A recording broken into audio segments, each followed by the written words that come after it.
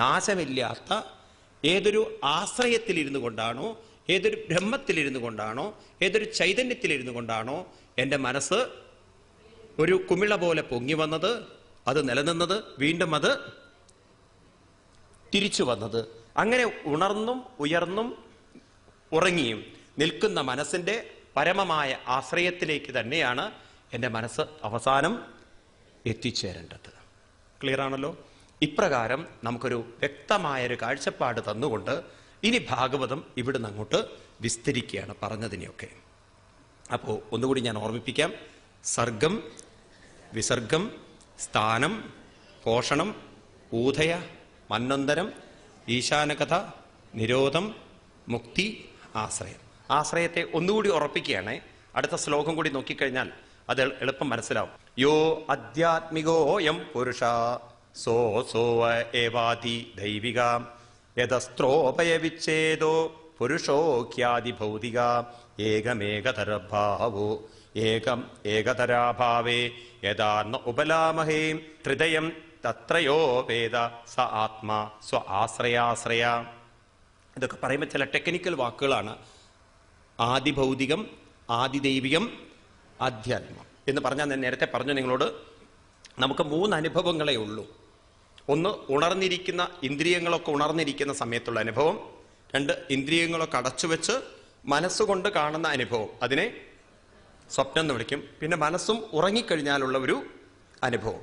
അപ്പോൾ ഉണർന്നിരിക്കുന്ന സമയത്തുള്ള അനുഭവത്തെ ആദിഭൗതികം എന്ന് പറയും. ഉറങ്ങുന്ന സമയത്ത് സ്വപ്നത്തിലൂടെ കാണുന്ന അനുഭവങ്ങളെ ആദിദൈവികം എന്ന് പറയും. ഉറക്കത്തിൽ ആധ്യാത്മികം എന്ന് പറയും. ഉറക്കത്തിൽ ആ വ്യക്തിയുടെ മനസ്സ് പരിപൂർണമായി കെട്ടടങ്ങി കിടക്കുന്നത് കൊണ്ട് ആ മനസ്സ് വളരെ അടുത്തിരിക്കുന്നു. ആരോട്? ഭഗവാനോട്. ഭഗവാനോട് വളരെ ചേർന്നിരിക്കുകയാണ്. അതുകൊണ്ടാണ് നമ്മുടെ ഹിന്ദു സംസ്കാരത്തിലുണ്ടല്ലോ, ഉറങ്ങിക്കിടക്കുന്ന ആളുകളെ ചവിട്ടിയാൽ നമ്മൾ തൊട്ട് തലയിൽ വെക്കണം എന്ന് പറയുന്നത്. ഉറങ്ങിക്കിടക്കുന്നവരെ ചാടിക്കിടക്കരുത് എന്നൊക്കെ പറയുന്നതിന് കാരണം അവരിൽ ആ സമയത്ത് മനസ്സ് പരിപൂർണമായി ഭഗവാനോട് ചേർന്ന് കിടക്കും. പക്ഷെ അവർക്ക് ഒറ്റ കാര്യമേ ഉള്ളൂ, ഭഗവാനും ആ മനസ്സിനും ഇടയ്ക്കൊരു മറയുണ്ട്.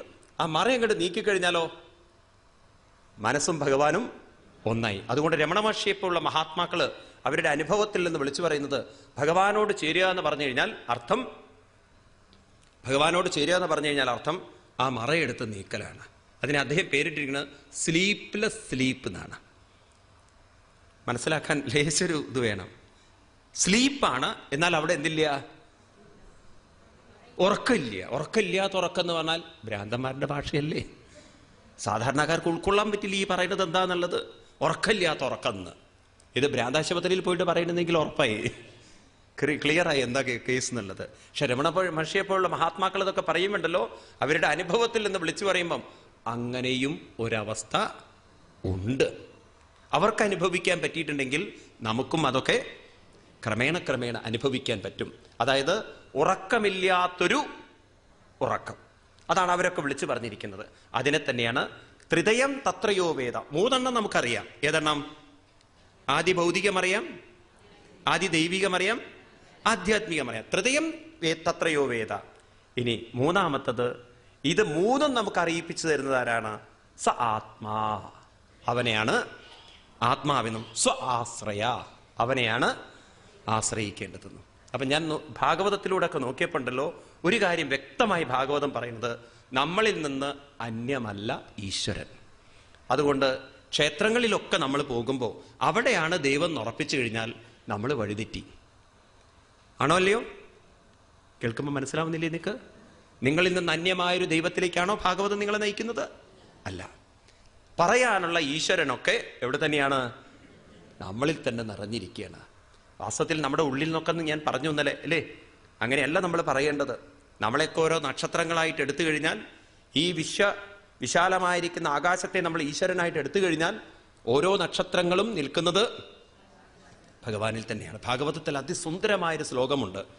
5ാമത്തെ സ്കന്ധത്തിൽ പറയും, ഭഗവാനെ നിർവചിക്കുന്ന സമയത്ത് പറയാണ്, ഹരീഹി സാക്ഷാൽ ഭഗവാൻ ശരീരിണാം ആത്മാ ചഷാണാമിവ തോയമിപ്സിതം ഹിത്വാ മഹത്വം യദി സജ്ജതേ ഗൃഹേ വയസാ ദമ്പതീനം വളരെ മനോഹരമായിട്ട് ഋഷി പറയാണ്, എങ്ങനെയാണ് ഭഗവാൻ എന്ന് ചോദിച്ചു കഴിഞ്ഞാൽ ഏതുപോലെയാണത്രേ? ശരീരിനാം ആത്മാ, ഭഗവാൻ ഓരോരുത്തരുടെയും ആത്മാവായിരിക്കുന്ന ഭഗവാൻ ഏതുപോലെയാണ്? ചഷാണാം ഇവതോയമിപ്സിതം. അതാണ് ദൃഷ്ടാന്തം. ചഷം എന്ന് പറഞ്ഞാൽ മത്സ്യം, തോയം എന്ന് പറഞ്ഞാൽ വെള്ളം.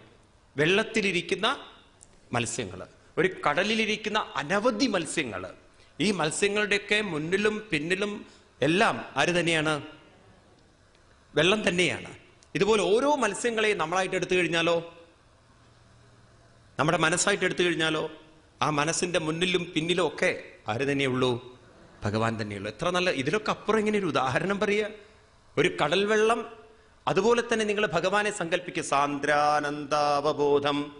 സാന്ദ്രം, ഇടതൂർന്നത്, ഒരിക്കലും ഒരു എന്താണ് ഗ്യാപ്പില്ലാത്ത അത്രയും നിറഞ്ഞിരിക്കുന്ന വെള്ളം. അങ്ങനെയല്ലേ? വെള്ളം അങ്ങനെയല്ലേ? ഇടതൂർന്ന് നിൽക്കുന്നല്ലേ? അപ്രകാരമുള്ള ഒരു വെള്ളം പോലെ ഭഗവാനെ അങ്ങോട്ട് സങ്കല്പിക്കൂ. എന്നിട്ട് അതിൽ കിടക്കുന്നൊരു മത്സ്യം, അതിനെ സഞ്ചരിക്കാൻ സാധിക്കണമെങ്കിൽ എപ്പോ മത്സ്യത്തെ നമ്മൾ കരയിലേക്ക് എടുത്തിട്ടോ പിന്നെ ആ മത്സ്യത്തിന് ജീവിതമില്ല. എപ്പോ നമ്മുടെ മനസ്സ് ഭഗവാനിൽ നിന്നും വിട്ടുപോയോ പിന്നെ ആ മനസ്സിന് ജീവനമില്ല. അതുപോലെ ആ ഒരു മത്സ്യത്തെ പോലെ തന്നെ നമ്മുടെ മനസ്സിനെ നമ്മൾ കാണാൻ സാധിക്കുകയാണെങ്കിൽ, മത്സ്യത്തിന് തിരിഞ്ഞും മറിഞ്ഞും മുന്നോട്ടും പിന്നോട്ടും മുകളിലേക്കും താഴോട്ടും ഒക്കെ പോകണമെങ്കിൽ വെള്ളം വേണം എന്നതുപോലെ നമ്മുടെ മനസ്സിന് നിലനിൽക്കാൻ ആര് വേണം? ഭഗവാൻ വേണം. അങ്ങനെയുള്ള ഭഗവാനിൽ നിന്നാണ്, ഉള്ളിൽ നിറഞ്ഞിരിക്കുന്ന ഭഗവാനിൽ നിന്നാണ് മനസ്സ് ഉണർന്നു വരുന്നത്. ആ ഭഗവാനിലാണ് മനസ്സ് നിലനിൽക്കുന്നത്. അതിലേക്കാണ് മനസ്സിന് തിരിച്ചു പോവേണ്ടത്. എങ്കിൽ ആശ്രയം ആര് തന്നെയാണ്? ഉള്ളിൽ നിറഞ്ഞിരിക്കുന്ന ഭഗവാനാണ്. ക്ലിയർ ആണല്ലോ? ഇനി ഒന്ന് മൊത്തത്തിൽ നോക്കൂ. സർഗം, വിസർഗം, സ്ഥാനം, പോഷണം, ഊദയ, മന്വന്തരം, ഈശാനകഥ, നിരോധം, മുക്തി, ആശ്രയം. ഞാൻ ഒന്നുകൂടി ആവർത്തിക്കാം, നിങ്ങളുടെ ഓർമ്മയിൽ ഇത് ഉറപ്പിക്കണം. നിങ്ങൾ ഇത് വെച്ചിട്ടേ നിങ്ങൾ ഭാഗവത സപ്താഹം കേൾക്കാൻ പോവാവൂ. കാരണം ഇതാണ് ഇതിൻ്റെ ഫ്രെയിം വർക്ക്, ഇതാണ് ഇതിൻ്റെ സിലബസ്. ഇത് മനസ്സിലാക്കാതെ നിങ്ങൾ ഏത് സപ്താഹത്തിന് പോയാലും നിങ്ങൾക്ക് കുറെ വിഡ്ഢിത്തങ്ങൾ മനസ്സിലാക്കാം, കുറെ പൊട്ടത്തരങ്ങൾ ഉൾക്കൊള്ളാം എന്നല്ലാതെ ഭാഗവതം ഉൾക്കൊള്ളാൻ പറ്റില്ല. കാരണം നിങ്ങളുടെ മനസ്സിനെ നിങ്ങളിലേക്ക് എത്തിക്കുന്നതിന് പകരം മറ്റൊരു ദൈവത്തിലേക്കാണ് എത്തിക്കുന്നതെങ്കിൽ നിങ്ങളുടെ ഉള്ളിൽ അനന്യഭക്തിയല്ല ഉണ്ടാവുന്നത്, നിങ്ങളുടെ ഉള്ളിൽ അന്യനായിരിക്കുന്ന ഭക്തിയാണ് ഉണ്ടാകുന്നത്. അപ്പം നിങ്ങൾക്ക് യാചിക്കേണ്ടതുണ്ട്, നിങ്ങൾക്ക് പ്രാർത്ഥിക്കേണ്ടതുണ്ട്, നിങ്ങൾക്ക് താഴേണ്ടതുണ്ട്, ദൈവത്തിൽ നിന്ന് പലതും പ്രതീക്ഷിക്കേണ്ടതുണ്ട്. നിങ്ങൾ ആ ദൈവത്തിൻ്റെ മുന്നിൽ ചെന്ന് യാചിക്കും. ദൈവം എന്ന് പറയുന്നത് യാചിക്കേണ്ടവനല്ല. ദൈവം എന്ന് പറയേണ്ടത് നമ്മുടെ മനസ്സിനെ ഉയർത്തേണ്ടവനാണ്. മനസ്സിന്റെ ആശ്രയമാണ് ദൈവം എന്നുണ്ടെങ്കിൽ മനസ്സ് യാചിക്കുകയാണോ വേണ്ടത്? എവിടുന്നാണോ മനസ്സ് വന്നിരിക്കുന്നത് അതല്ലേ മനസ്സിലാക്കേണ്ടത്. അപ്പൊ ദൈവത്തോളം ഉയർത്താൻ, ദൈവത്തിലേക്ക് ഉയർത്താൻ സാധിക്കുന്ന ഒരു മനസ്സുകൊണ്ട് നാം ദൈവത്തിന്റെ മുന്നിൽ യാചിക്കണമെങ്കിൽ നാം ദൈവത്തോട് അടുക്കുകയാണോ ചെയ്യുന്നത്, അകലെയാണോ ചെയ്യുന്നത്?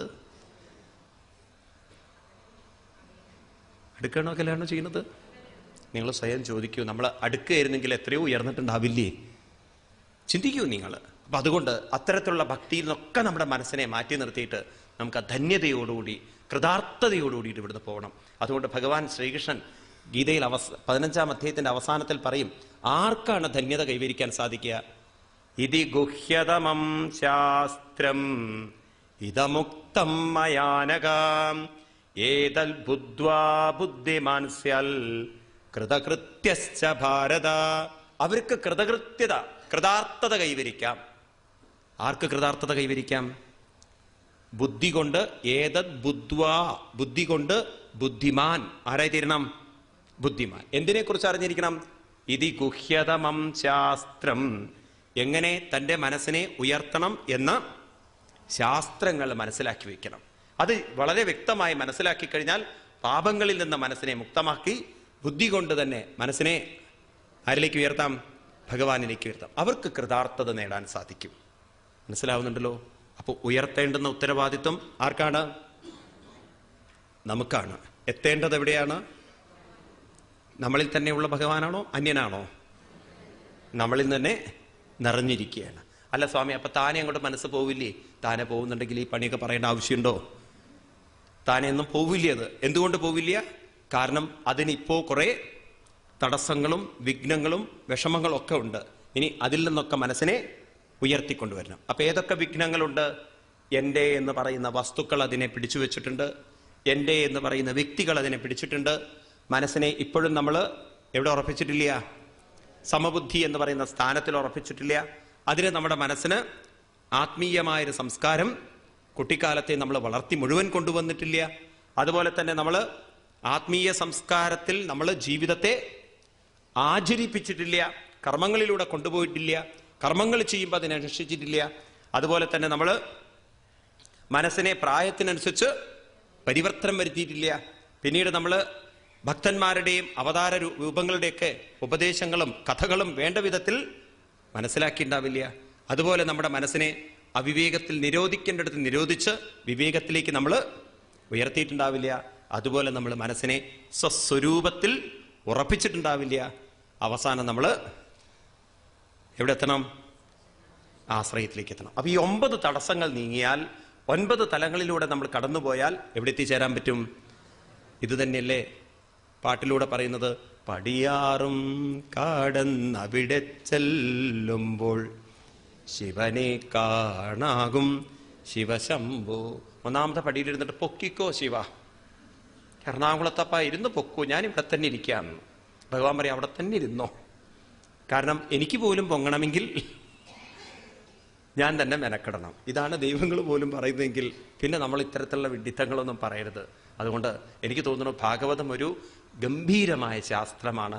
ഒരു മനുഷ്യനെ പരിവർത്തനം വരുത്തി ഈശ്വരനാക്കാൻ സാധിക്കുന്ന ശാസ്ത്രമാണ് ഭാഗവതം. അപ്പം നമ്മൾ അതിനു വേണ്ടി തയ്യാറാവണം. നിങ്ങളുടെ ഡ്രസ്സ് നിങ്ങൾ വാഷിംഗ് മെഷീനിൽ ഇട്ടിട്ട് അത് സ്വിച്ച് ഓൺ ചെയ്തിട്ട് കറങ്ങുന്നില്ലെങ്കിൽ അത് മസിൽ പിടിക്കണം. ഞാൻ കറങ്ങില്ല, എനിക്ക് അത്രയൊന്നും ചളിയില്ല എന്ന് പറഞ്ഞു കഴിഞ്ഞാൽ എന്ത് ചെയ്യാൻ പറ്റും? അതുപോലെ നമ്മളൊന്നും മസിൽ പിടിച്ചിരിക്കരുത്, നമ്മൾ പെർഫെക്റ്റ് ആണെന്ന് വിചാരിക്കരുത്. നമ്മളിലൊക്കെ ചില ദുർബലതകളും ദൗർബല്യങ്ങളും എല്ലാം ഉണ്ട്.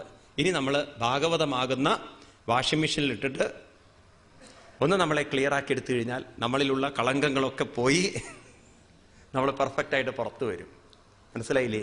അങ്ങനെ ആവട്ടെ. നമ്മൾ ആ രീതിയിൽ നമ്മുടെ മനസ്സിനെ ഉയർത്താൻ നമുക്ക് സാധിക്കണം. പണ്ടൊരു സർദാർജി, അദ്ദേഹത്തിന് പൂച്ചയെ വളർത്തണം നല്ല മോഹം. അപ്പം അദ്ദേഹം സുഹൃത്തിനോട് പറഞ്ഞു, ഒരു പൂച്ചയെ എനിക്ക് സംഘടിപ്പിച്ചു തരുമെന്ന്. അപ്പം അദ്ദേഹത്തിൻ്റെ സുഹൃത്ത് ഇവിടുന്ന് ഒരു പൂച്ചയെ സംഘടിപ്പിച്ചു കൊടുത്തു. അപ്പോൾ കിട്ടിയപ്പോൾ തന്നെ പറഞ്ഞു, ഇത് എവിടുന്നാണ് കിട്ടിയത് എന്ന്. ഇത് ഒരാളുടെ വീട്ടിൽ നിന്ന് സംഘടിപ്പിച്ചതാണ്. അപ്പോൾ ഇയാൾ കിട്ടിയ ഉടനെ തന്നെ എന്ത് ചെയ്തു? ഇതിനൊന്ന് കുളിപ്പിക്കാമെന്ന് വിചാരിച്ചു. കാരണം തൻ്റെ വീട്ടിൽ ഇത്തിരി ശുദ്ധിയോട് കൂടിയിട്ടൊക്കെ വളരണം. എവിടുന്നോ അലഞ്ഞു തിരിയുന്ന ഒരു സ്ഥലത്ത് നിന്ന് കൊണ്ടുവന്ന പൂച്ച എന്തൊക്കെയോ നോണൊക്കെ കഴിച്ചിട്ടുണ്ടാവും. താനാണെങ്കിൽ വെജിറ്റേറിയനാണ്. അപ്പോൾ കുളിപ്പിക്കുമ്പോൾ തന്നെ സുഹൃത്ത് പറഞ്ഞു, ദേ അതിനെ കുളിപ്പിക്കരുത്, അത് ചത്തുപോകുന്നത്, നീ അല്ലാതെ പൂച്ചയാണ്. ഉടനെ പറഞ്ഞു, നീ നിന്റെ പണി നോക്കിയാൽ മതി, പൂച്ച തന്നോടുകൂടിയിട്ട് നിന്റെ ജോലി കഴിഞ്ഞു, ഞാൻ നോക്കിക്കോളാം. കുറച്ച് കഴിഞ്ഞിട്ട് ഇദ്ദേഹം കേൾക്കുന്നത് ഇയാളുടെ കരച്ചില. ചോദിച്ചു, നീ എന്തിനാ കരയണത്? നീ പറഞ്ഞ പോലെ തന്നെ പൂച്ച ചത്തു. ഞാൻ അപ്പോഴേ പറഞ്ഞതല്ല അതിനെ കുളിപ്പിച്ചാൽ ചാവുന്നുള്ളത്. ഉടനെ അയാൾ പറയണം, ഞാൻ കുളിപ്പിച്ചപ്പോഴല്ല ചത്തതെന്ന്. പിന്നെയോ? ഞാൻ നല്ലോണം സർഫ് ഇട്ടു എന്ന്. പൂച്ചയ്ക്കോ? പൂച്ചയ്ക്ക് സർഫിട്ട് കുളിപ്പിക്കിയതിനെ, അപ്പൊ പിന്നെ ചാവാണ്ടിരിക്കോ? അപ്പോഴും അല്ല ചത്തത്. പിന്നെ ഇപ്പോഴേ ചത്തത്. ഞാൻ അതാ കുളിപ്പിച്ചതിന് ശേഷം വെള്ളം പോവാൻ വേണ്ടി ഒന്ന് പിഴിഞ്ഞു അത്രേ. അയാളുടെ തൊലിക്കട്ടി എത്ര ഉണ്ട് നോക്കൂ. പിന്നെ വെള്ളം പോവാൻ പിഴിഞ്ഞു അത്ര അയാൾ. അപ്പോഴാണ് ചത്തുപോയത്. ഇതുപോലെ നമ്മുടെ ജീവിതത്തെ ഉണ്ടല്ലോ, നിങ്ങൾക്ക് പിഴിഞ്ഞ് നശിപ്പിക്കാൻ പറ്റും, നിങ്ങൾക്ക് ഉയർത്താനും പറ്റും. ഏത് രീതിയിലും കൊണ്ടു നടക്കാൻ പറ്റുന്നൊരു സാധനമാണ് നമ്മുടെ ജീവിതം. അതിനെ ഉയർത്താനും സാധിക്കും, അതിനെ താഴ്ത്താനും സാധിക്കും. ഇപ്രകാരം ഈ 10 ലക്ഷണങ്ങളൊക്കെ പറഞ്ഞ് ഇനി ഇവിടുന്ന് അങ്ങോട്ട് വിസ്തരിക്കുകയാണ്. അപ്പം ആദ്യം തന്നെ സർഗത്തെക്കുറിച്ച് പറയുന്നു. ഈ ഭാഗം ഇവിടെ നമുക്ക് വിസ്തരിച്ചു തരുന്നത് മൈത്രേയ വിതുര സംവാദത്തിലൂടെയാണ്. അപ്പം കഥ തുടങ്ങുന്നത് വീണ്ടും മഹാഭാരതത്തിലേക്കാണ് നമ്മളെ കൊണ്ടുപോകുന്നത്. മഹാഭാരതത്തിൽ അവിടെ ധൃതരാഷ്ട്രയുടെ അടുത്തേക്ക് ചെല്ലുന്നു. ധൃതരാഷ്ട്രയുടെ നിർദ്ദേശപ്രകാരം വിതുരൻ, അങ്ങനെ വിതുരൻ ഉപദേശിക്കുന്ന ഭാഗത്തെയാണ് മഹാഭാരതത്തിൽ വിതുര നീതി എന്നറിയപ്പെടുന്നത്.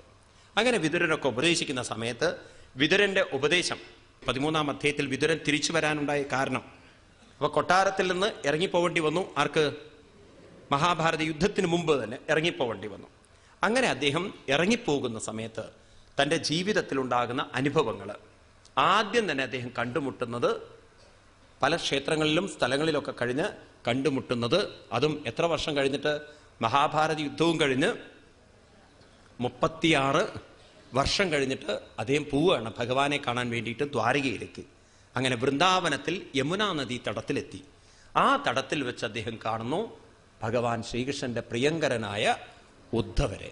അങ്ങനെ അവിടുന്ന് തുടങ്ങുന്നു വിതുര ഉദ്ധവ സംവാദം. അവിടെ നിന്നാണ് ഭാഗവതത്തിലെ തൃതീയ സ്കന്ധം തുടങ്ങുന്നത്. പിന്നീട് വിതുരര് ഉദ്ധവരെ മൈത്രേയ മഹർഷിയുടെ അടുത്തേക്ക് പറഞ്ഞയക്കുന്നതും പിന്നീട് മൂന്നാമത്തെയും നാലാമത്തെയും സ്കന്ധം മുഴുവനായിട്ട് ഏറെക്കുറെ വിതുര മൈത്രേയ സംവാദമാണ്. അങ്ങനെ വിതുര മൈത്രേയ സംവാദത്തിൽ വരുന്ന ആ ഭാഗങ്ങളിലാണ് ഭഗവാന്റെ അവതാരങ്ങളിൽ പ്രധാനപ്പെട്ട 3 അവതാരങ്ങൾ പറയുന്നത്. ഒന്നാമത്തത് അവതാരം ഭഗവാൻ വരാഹരൂപത്തിൽ അവതരിക്കുന്നു. ഭാഗവതത്തിൽ ആദ്യം പറയുന്ന അവതാരം വരാഹാവതാരാണ്. മത്സ്യം കൂർമ്മം വരാഹം, ഇങ്ങനെയല്ലേ ചിത്രം? നമ്മൾ അങ്ങനെയല്ലേ പഠിച്ചു വെച്ചിരിക്കുന്നത്? ദശാവതാരത്തിൽ ആദ്യം വരുന്നത്. പക്ഷെ ഭാഗവതത്തിൽ മത്സ്യാവതാരമല്ല വരുന്നത്. എല്ലാവരും പറയും ഇതൊക്കെ ഭാഗവതത്തിൽ പറഞ്ഞു എന്ന് പറഞ്ഞിട്ടാണ് ദശാവതാരം പറയുക. പക്ഷെ ഭാഗവതത്തിൽ ദശാവതാരത്തിൽ ആദ്യം മത്സ്യമല്ല. ഭാഗവതത്തിൽ ദശാവതാരം തന്നെയല്ല ഉള്ളത്. ഭാഗവതത്തിൽ ദശാവതാരത്തിനും അപ്പുറത്തെ അവതാരങ്ങളെ പറഞ്ഞിട്ടുണ്ട്. അപ്പൊ ആദ്യം വരുന്നത് വരാഹം. പിന്നീട് നമ്മൾ ഒരിക്കലും കേൾക്കാത്ത മറ്റൊരു അവതാരമാണ്, അതാണ് ഭഗവാന്റെ കപിലാവതാരം. ഇങ്ങനെ 2 അവതാരങ്ങൾ തൃതീയ സ്കന്ധത്തിൽ വരുന്നുണ്ട്. പിന്നെ തൃതീയ സ്കന്ധത്തിലേക്ക് വരുമ്പം അവിടെ വരുന്ന ഒരു അവതാരമാണ് ഭഗവാന്റെ നരനാരായണ ഋഷിയായിട്ടുള്ള അവതാരം. അതൊരു ശ്ലോകം കൊണ്ട് പറഞ്ഞ് ഉപസംഹരിപ്പിക്കും. പക്ഷെ അത് കൂടുതൽ വിസ്തരിക്കുന്നത് ഏകാദശ സ്കന്ധത്തിലേക്ക് വരുമ്പോഴാണ്. അവിടെ ഭഗവാൻ നരനാരായണ ഋഷിമാർക്കുണ്ടാവുന്ന പരീക്ഷണങ്ങളും മറ്റുള്ള കഥകളൊക്കെ വളരെ വിസ്തരിച്ച് അവിടെ ഏകാദശ സ്കന്ധത്തിൽ പറയുന്നുണ്ട്. ഇങ്ങനെ 3-4 സ്കന്ധങ്ങളിലൂടെ സർഗവും വിസർഗവും പറയുന്നു.